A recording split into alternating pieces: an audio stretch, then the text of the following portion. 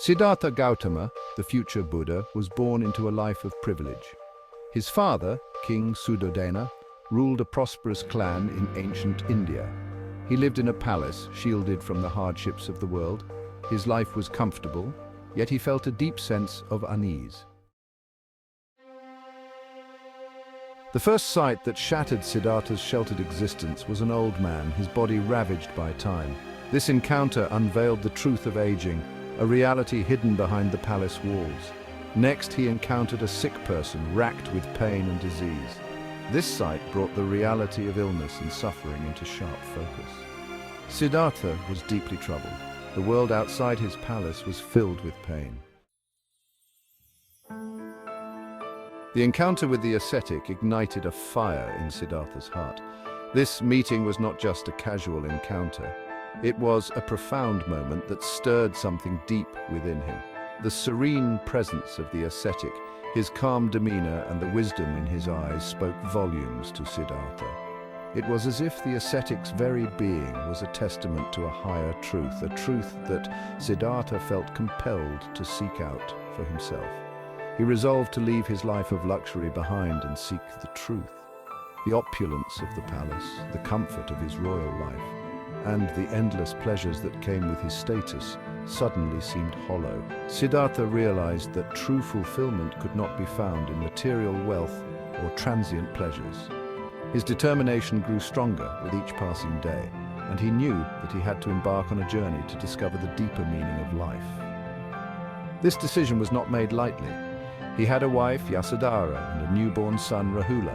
The bond he shared with his family was deep and filled with love. Yasodhara had been his companion through many joys and sorrows, and the birth of Rahula had brought immense happiness into their lives.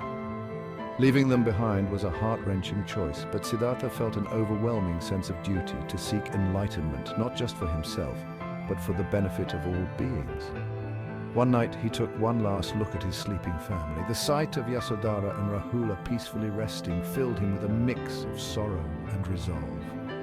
He knew that his departure would cause them pain, but he also believed that his quest for truth was a higher calling. With a heavy heart, he whispered a silent farewell, promising to return one day with the wisdom that could alleviate their suffering.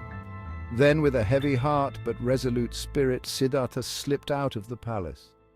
The night was still and quiet, the perfect cover for his departure. He moved silently through the grand halls, past the guards who were unaware of his intentions. Each step he took away from the palace was a step towards the unknown, but Siddhartha's resolve never wavered. He was driven by a purpose greater than himself. This event, his renunciation of the material world, became known as the Great Departure. Mounted on his trusted horse, Kanthaka Siddhartha rode into the night, leaving behind the life he had known. The Great Departure was not just a physical journey, but a symbolic act of renouncing worldly attachments and embracing the path of spiritual awakening. It marked the beginning of Siddhartha's transformation into the Buddha, the Enlightened One, whose teachings would illuminate the path to liberation for countless souls. Siddhartha sought guidance from renowned teachers. He mastered various meditation techniques and delved into philosophical debates. He practiced extreme asceticism, believing that denying the body would free the mind. He subjected himself to severe fasting and rigorous practices. His health deteriorated, yet he persisted. He was joined by 5 other ascetics drawn to his unwavering determination. Section 5. Enlightenment under the Bodhi tree. Siddhartha, now weak and close to death, accepted a bowl of rice pudding from a village girl. This act of nourishment gave him the strength to continue. He abandoned the path of extreme asceticism. He sat beneath a fig tree, now known as the Bodhi tree, and vowed not to rise until he attained enlightenment. He meditated, his mind clear and focused. Section 6. The turning of the Dharma wheel. This pivotal moment in Buddhist history marks the beginning of the Buddha's journey as a teacher, sharing his profound insights with the world. Buddha's first sermon took place at Deer Park in Sarnath. This serene location, surrounded by nature and ancient structures, provided a perfect setting for the Buddha to convey his message. He shared his newfound wisdom with his former companions, the 5 ascetics. These 5 individuals had once practiced severe austerities alongside the Buddha, but now they were to become the first disciples of his enlightened teachings. This event is known as the turning of the Dharma wheel, marking the beginning of his teachings. The Dharma wheel symbolizes the cycle of birth, life, and death, and the Buddha's teachings aim to break this cycle of suffering. His teachings, known as the Dharma, offered a practical path to liberation from suffering. The Dharma provided a comprehensive guide to ethical living, mental discipline, and wisdom which could lead to enlightenment. The core of his message was the 4 Noble Truths and the Eightfold Path. The 4 Noble Truths diagnose the problem of suffering and its cause, while the Eightfold Path offers a practical solution to overcome it. This path includes right understanding, right intention, right speech, right action, right livelihood, right effort, right mindfulness, and right concentration. Through meditation and mindfulness, practitioners can cultivate inner peace and wisdom. The Buddha's teachings continue to inspire millions around the world, guiding them towards a life of compassion, understanding, and inner tranquility. Today, the Dharma wheel continues to turn as people from all walks of life embrace the Buddha's teachings. From ancient scrolls to modern interpretations, the essence of the Dharma remains a beacon of hope and a path to enlightenment. Section 7. Buddha's simple life. After attaining enlightenment, Buddha lived a simple life. He traveled extensively throughout India for over 40 years, sharing his teachings with people from all walks of life.